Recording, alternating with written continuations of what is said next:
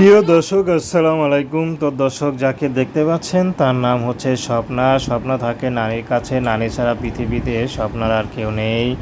স্বপ্না এখন ইউটিউবে এসেছে বিয়ে শাদির জন্য, কারণ তার নানি তাকে বিয়ে শাদী দিতে পারছে না। তো স্বপ্না খুব অসহায়। স্বপ্নার লেখাপড়া তেমন একটা নাই, লেখাপড়া থাকলে হয়তো পড়াশোনা করে চাকরি করত। স্বপ্নার খুব ইচ্ছা ছিল চাকরি করবে, কারণ স্বপ্না দেখতে শুনতে মাশাআল্লাহ ভালো। চাকরি করে নানি শখ আহ্লাদ পূরণ করবে, কিন্তু স্বপ্না সেটা হয়নি। বর্তমানে স্বপ্না জর্জের শাড়ির দোকানে চাকরি করে, সেখানে যে বিভিন্ন শাড়িগুলো সিলি করে এবং জরি লাগায়, তো পুঁতি লাগায় এবং এগুলো সব লাগিয়ে যা পায় তা দিয়ে সংসার চলে। তো স্বপ্না যাচ্ছে বর্তমানে বিয়ে শাদী করতে, সে যে বয়সের হোক না কেন।